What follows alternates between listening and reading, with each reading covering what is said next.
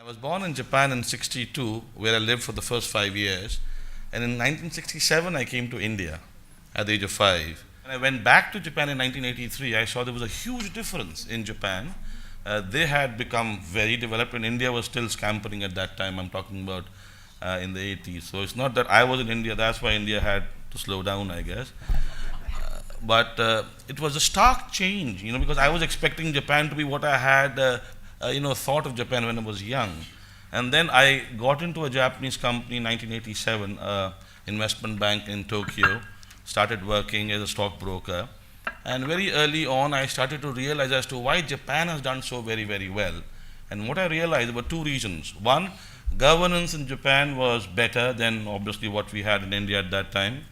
And also equally important, the companies in Japan which prospered post-World War II, like Toyota or Panasonic or Sony, they realized this fact that practicing inclusive growth would be the right thing to do. And that's the reason why I think Japan over the years has done very, very well.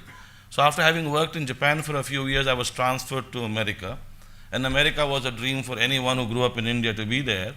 And I was quite surprised that in America they had the Statue of Liberty. That's where I was working in New York. But I would also hear people in America talking about that the Statue of Liberty is very, very important. It represents liberty, the basic fundamental right of any American.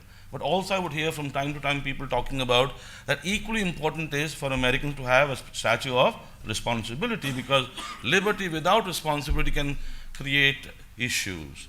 And obviously in the recent years in America, many companies obviously have realized that when people take liberty for granted, they can do things which are very, very wrong, the financial crisis that America had to go through.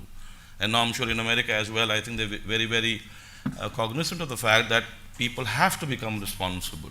And coming to India, obviously, I'm so glad that now the governance in India is becoming better, and companies in India are also becoming quite aware that inclusive growth is the way to go. So thank you very much. And once again, thank you for coming.